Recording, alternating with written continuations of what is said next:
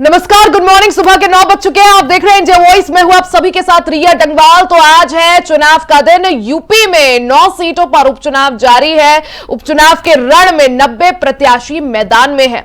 करहल, सीसामऊ, गाजियाबाद, फूलपुर, साथ ही मीरापुर, कुंदरकी, खैर, मझवा, कटहरी सीट पर, यानी ये वो 9 सीटें जहां आज उपचुनाव के लिए मतदान हो रहा है। तो यूपी की 9 सीटों पर आज रण पूरी तरह से भीषण नजर आ रहा है। उपचुनाव के रण में 90 प्रत्याशी मैदान में है। ये 9 सीटें करहल, सीसामऊ, गाजियाबाद, फूलपुर, मीरापुर, कुंदरकी, मझवा, कटहरी, ये वो 9 सीटें हैं जहां आज उपचुनाव के लिए मतदान हो रहा है। सुबह 7 बजे से ही वोटिंग लगातार जारी है। शाम 5 बजे तक वोट डाले जाएंगे। ऐसे में सुबह से ही मतदान केंद्रों में लोगों की लंबी लंबी कतारें लगी है। तस्वीरें आप देख सकते हैं किस तरह से यूपी में उपचुनाव को लेकर मतदाताओं में जोश और उत्साह देखने को मिल रहा है। सुबह से ही मतदाता पोलिंग बूथ्स पर अपनी बारी का इंतजार कर रहे हैं। मतदान केंद्रों में लोगों की भारी भीड़ है और जैसे जैसे दिन आगे और बढ़ेगा ये भीड़ और ज्यादा बढ़ेगी।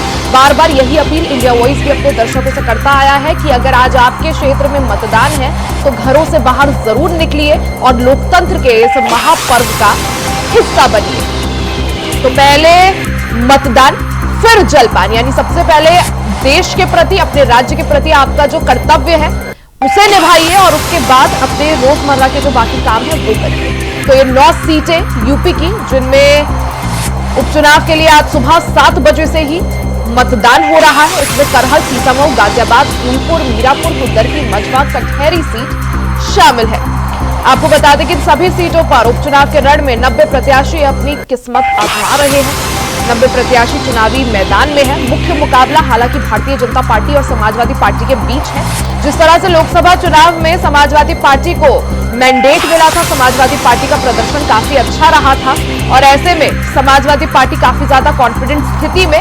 लेकिन एक और चीज जो काफी ज्यादा खास है इस उपचुनाव में वो ये कि कांग्रेस ने अब की बार उपचुनाव से दूरी बना रखी है। यूपी में होने वाले 9 सीटों पर उपचुनाव में कांग्रेस ने अपना प्रत्याशी कहीं पर भी खड़ा नहीं किया और कांग्रेस ने बाहर से ही, यानी चुनाव के रण के बाहर से ही समाजवादी पार्टी को समर्थन दिया है। वहीं दूसरी तरफ भारतीय जनता पार्टी ने इन 9 में से 8 सीटों पर अपने प्रत्याशी उतारे हैं। सिर्फ और सिर्फ मीरापुर सीट एक ऐसी है जहां पर भारतीय जनता पार्टी ने अपनी सहयोगी आरएलडी को ये सीट दे दी थी। आरएलडी के ही खाते की ये सीट भी थी मीरापुर। ऐसे में इन 9 सीटों में से मीरापुर सीट पर आरएलडी ने, तो बाकी 8 सीटों पर यानी कुंदरकी, मझवा, कटहरी, गाजियाबाद, फूलपुर, सीसामऊ और करहल, ये वो 8 सीटें हैं जहां भारतीय जनता पार्टी ने अपना प्रत्याशी उतारा है। तो अगर उपचुनाव के रण की बात करें उत्तर प्रदेश के लिहाज से तो मुख्य मुकाबला, कांटे की टक्कर भारतीय जनता पार्टी और समाजवादी पार्टी के बीच है। हालांकि बीच में कई और पार्टियां भी चुनावी ताल ठोक रही है, चाहे वो बसपा हो। बसपा ने 9 की 9 सीटों पर अपने प्रत्याशी उतारे हैं। लेकिन खास बात इसमें यह भी है कि अब की बार ना ही आकाश आनंद और ना ही मायावती, दोनों ने यूपी में होने वाले उपचुनाव से दूरी बना रखी थी। एक भी रैली, एक भी जनसभा नहीं की। वजह इसकी ये बताई गई कि यूपी का जो रण है उससे मायावती और आकाश आनंद की छवि को बचाने के लिए एक तरह से दोनों ही दिग्गजों ने दूरी बना रखी थी। वहीं दूसरी तरफ आजाद समाज पार्टी ने भी कुछ सीटों पर अपने उम्मीदवार उतारे हैं। असदुद्दीन ओवैसी की एआईएमआईएम ने भी कुछ सीटों पर प्रत्याशी उतारे हैं। तो उपचुनाव का रण पूरी तरह से सज कर तैयार है। आज वक्त है तो वोटिंग का और वोटर्स सुबह से ही अपने घरों से बाहर निकलकर मतदान केंद्रों में पहुंच रहे हैं, पोलिंग बूथ्स पर पहुंच रहे हैं और अपने मत अधिकार का प्रयोग कर रहे हैं।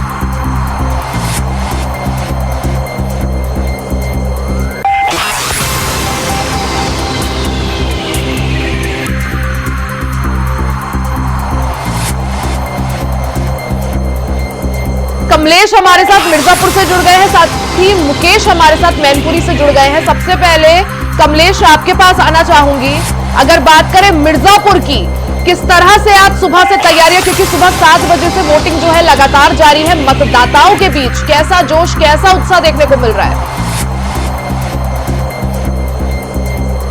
आज 9 सीटों पर जो चुनाव हो रहा है इसमें मौजूद है मिर्जापुर के 397 मझवा विधानसभा के इटवा गांव में।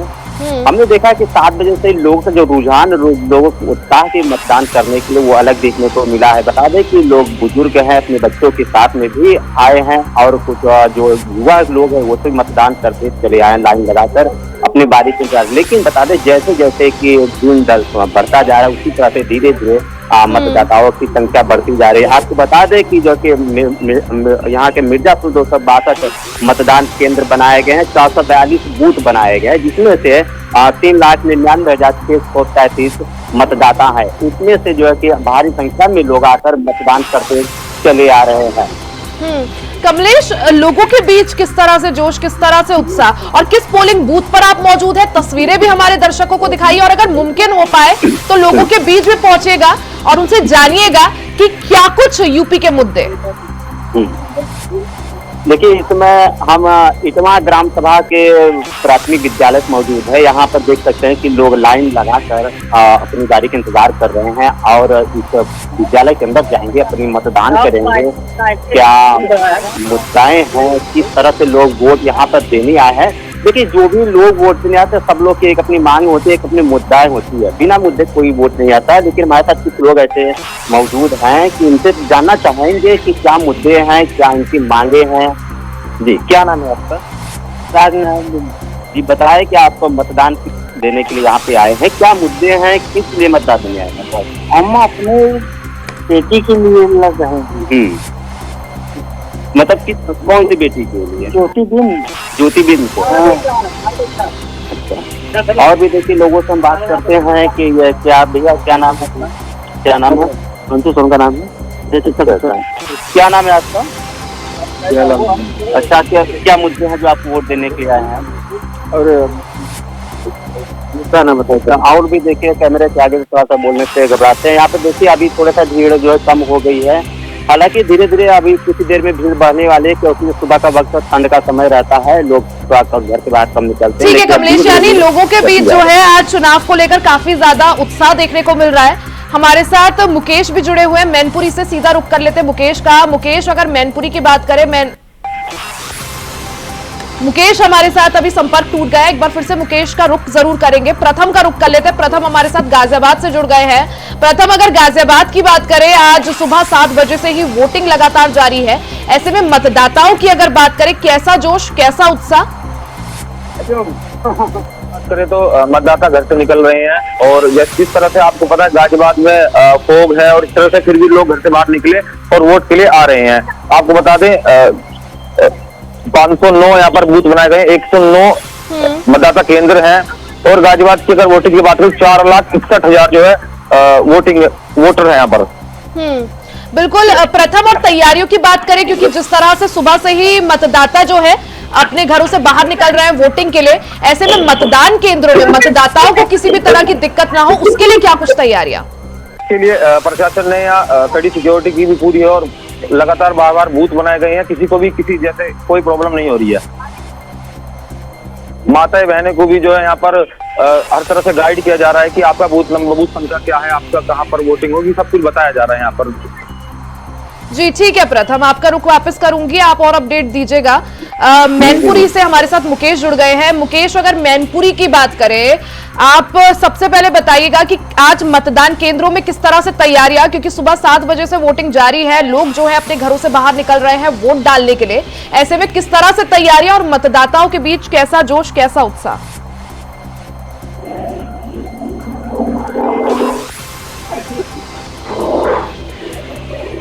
मुकेश, आवाज मिल पा रही है आपको?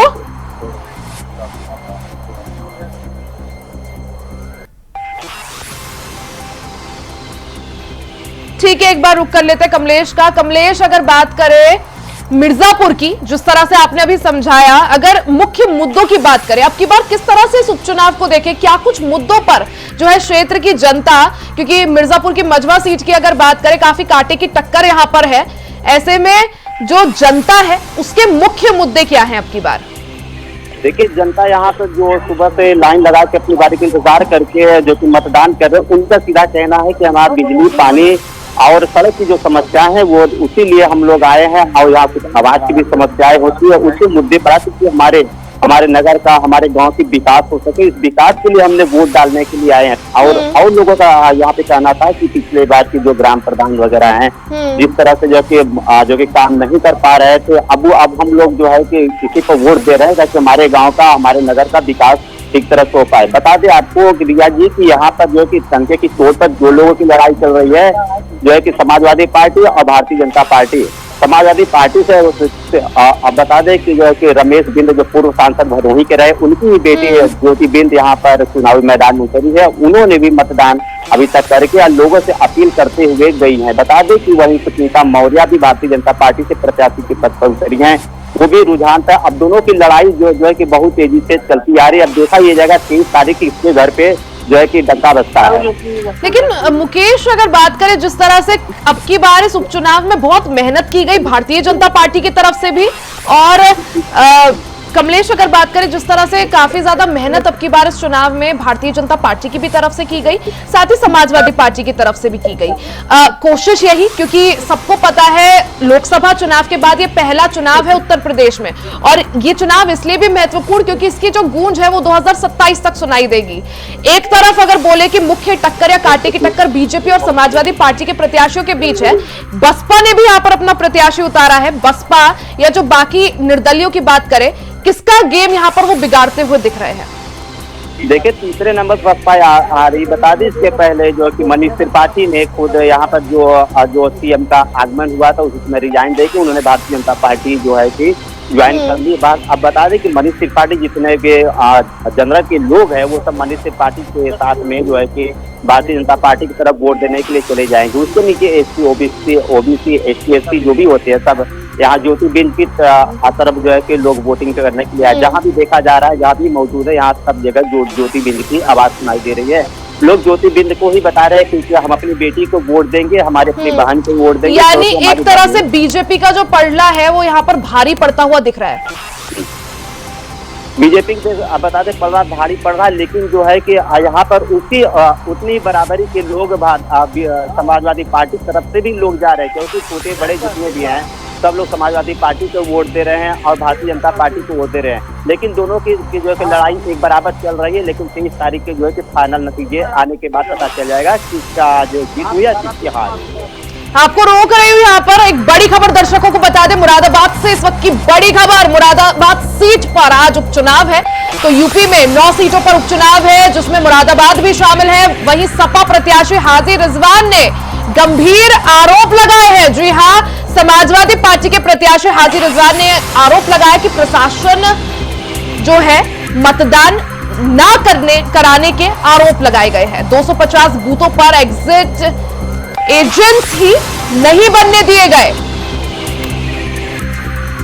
पुलिस पर लगाए अपने हाथ से वोट डालने के आरोप। तो ये काफी गंभीर आरोप है जो मुरादाबाद उपचुनाव के दौरान लग रहे हैं। समाजवादी पार्टी के प्रत्याशी हाजी रिजवान ने गंभीर आरोप लगाए हैं, प्रशासन पर लगाए मतदान ना कराने के आरोप। 250 बूथों पर एजेंट ही नहीं बनने दिए, साथ ही पुलिस पर फर्जी वोट डालने के और अपने हाथों से वोट डालने के आरोप लगाए हैं। कुंदरकी विधानसभा में मतदान शुरू हो गया। तो ये बड़ी खबर आपको बता दें, मुरादाबाद की कुंदरकी सीट पर उपचुनाव हो रहा है। ऐसे में उपचुनाव के लिए मतदान जारी है। इसी दौरान समाजवादी पार्टी के प्रत्याशी हाजी रिजवान ने गंभीर आरोप लगाए हैं, प्रशासन पर मतदान ना कराने का आरोप लगाया है। 250 बूथों पर एजेंसी नहीं बनने दी, ऐसा उनका कहना है। पुलिस पर गंभीर आरोप लगाए हैं, पुलिस पर अपने हाथों से वोट डालने के आरोप लगाए हैं। कुंदरकी विधानसभा में मतदान शुरू हो गया है।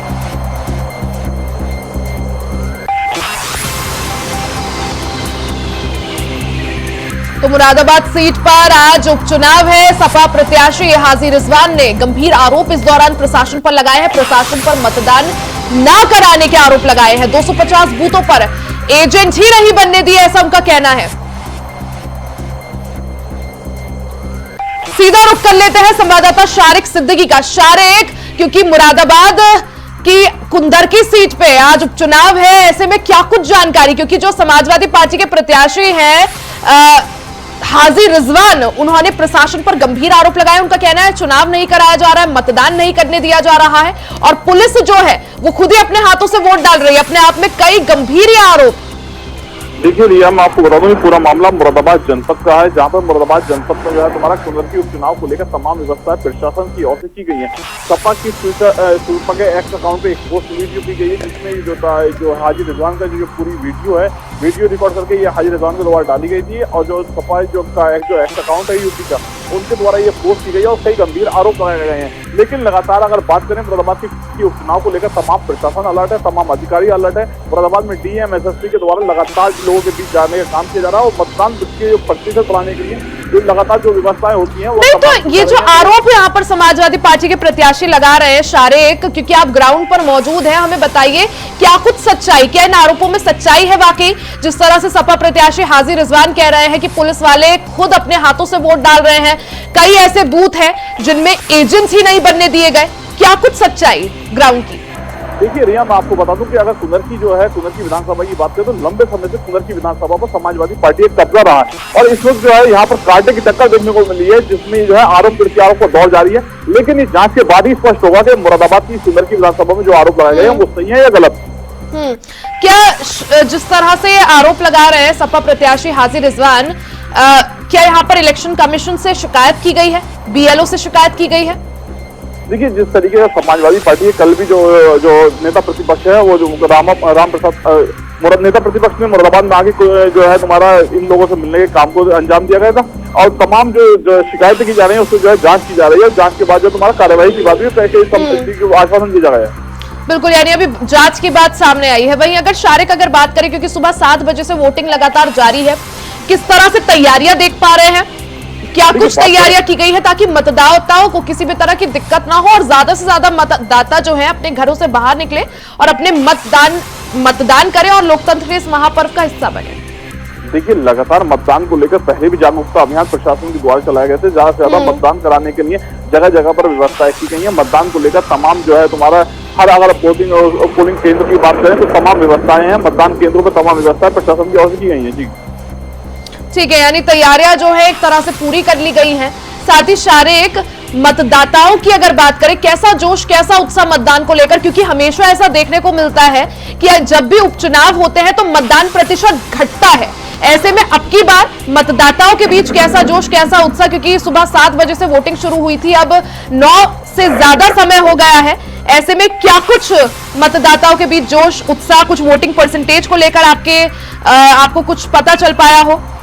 देखिए, अगर बात करें तो मतदान केंद्रों पे जो है तुम्हारा लगातार लोग पहुंचा और जो है तुम्हारे जिस प्रत्याशी को वो चुनना चाहते हैं उसके पक्ष में मतदान करने के काम को अंजाम दे रहे हैं। अब देखना ये होगा 23 तारीख को यहाँ पर इस सीट से कौन जीतता है। ठीक है शारिक, आप बने रहिएगा, आगे भी आपका रुख करेंगे। एक बार सीधा रुख कर लेते हैं मैनपुरी में क्या कुछ स्थिति है वो जानने के लिए सीधा मुकेश कुमार के पास चल लेते हैं। मुकेश, मैनपुरी की करहल सीट को काफी ज्यादा हॉट सीट भी कहा जा रहा है, क्योंकि अखिलेश यादव की ये सीट थी, वो जब सांसद बने तो उन्होंने सीट छोड़ी और उन्होंने तेज प्रताप यादव को यहां से चुनावी मैदान में उतारा है। वही करहल सीट इसलिए भी खास है मुकेश, क्योंकि यहां पर यादव वर्सेस यादव की फाइट है। सैफई परिवार से ही भारतीय जनता पार्टी ने प्रत्याशी बनाया है। ऐसे में किस तरह से मैनपुरी का रण देख पा रहे हैं? जहाँ समाजवादी पार्टी के राष्ट्रीय अध्यक्ष विधायक का चुनाव लड़े थे तो वहाँ रिपोल कराया गया था, जिसके बाद 30% अधिक वोटिंग हुई थी। हम अपने साथी से कहेंगे कि जसवंतपुर जिस पोलिंग बूथ पर खड़े वहाँ मतदाताओं की सुबह से ही लाइन है, क्योंकि यहाँ एक यादव बाहुबल है, यादव की वोटिंग सर्वाधिक है। लोगों से बात करेंगे क्योंकि उन्होंने बताया सुबह से जो वोटिंग करने के लिए युवा है, चाहे किसान हो, बुजुर्ग हो, महिलाएं हो, सभी लोग यहाँ लगातार सुबह से ही वोटिंग करने के लिए मैनपुरी पहुंच रहे हैं। तो युवाओं का कहना है कि जब इनसे बात की गई तो मेन मुद्दा है बेरोजगारी और महंगाई। अभी हाल ही में ही यहाँ जो रैली हुई थी उनके राष्ट्रीय अध्यक्ष ने संबोधित करते हुए कहा था कि यहाँ के लोगों को डीएपी भी उपलब्ध नहीं करा पाई थी सरकार। क्या कहना है भाई अपना? क्या नाम है आपका? बिटू जी, आज वोट करने आए हैं, क्या कुछ मुद्दे कुछ ख्याल में है आपके? क्या नहीं मिल रही? क्या नाम है दादा आपका? मनोज। मनोज जी, ये कौन सा गांव है? जसवंतपुर है। यहाँ राष्ट्रीय अध्यक्ष जी लड़े थे तो बहुत अच्छा वोटों से जीते थे, तो क्या लग रहा है? और भी हैं, क्या नाम है अपना? ये बताइए, वोटिंग हो रही है, दोनों यार प्रत्याशी बीजेपी के और समाजवादी पार्टी के हैं, क्या लग रहा है किस तरीके का माहौल है? काफी लंबे समय से यहाँ साइकिल दौड़ रही है। अभी तक वो भी स्टार्टिंग थे, किसी कारणवश आपसी भुगतान में वो वहाँ चले गए, लेकिन भूला होगा लौटता तो है ही, कभी न कभी चला जाएंगे ना, तो बाहर में अपने आप।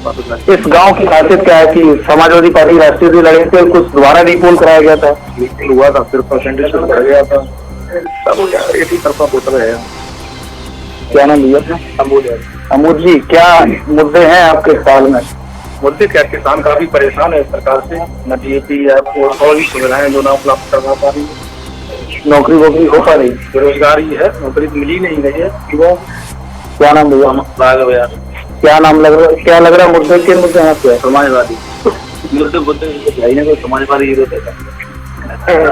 तो यहाँ लोगों से हमने बात की तो लोगों ने कहा है कि महंगाई और डीएपी जैसे कई मुद्दे ऐसे हैं जो उनके लिए अभी ख्याल में है, उनको मुद्दों को ख्याल में रखते ही वोट करने के लिए। बिल्कुल, क्योंकि एक तरह से मुकेश, जिस तरह से अगर करहल की बात करें, समाजवादी पार्टी का गढ़ ये सीट रही है, हालांकि अब की बार कुछ अलग यहाँ पर होता है, कुछ नया खेल होता है या वही पुराना रिपीट होता है, वो देखना महत्वपूर्ण होगा। मुकेश, आप नजर बनाए रखें, बहुत बहुत शुक्रिया जानकारी के लिए।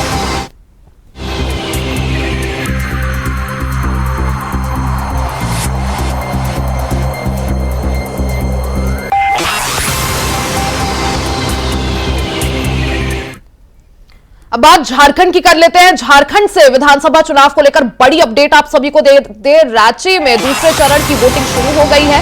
मुख्य चुनाव पदाधिकारी ने मतदाताओं से ज्यादा संख्या में बाहर निकलकर वोट करने की अपील की है। सपरिवार बूथों पर जाकर मतदान करें, ऐसा बार बार यहाँ पर जो मुख्य चुनाव पदाधिकारी है उनका कहना है।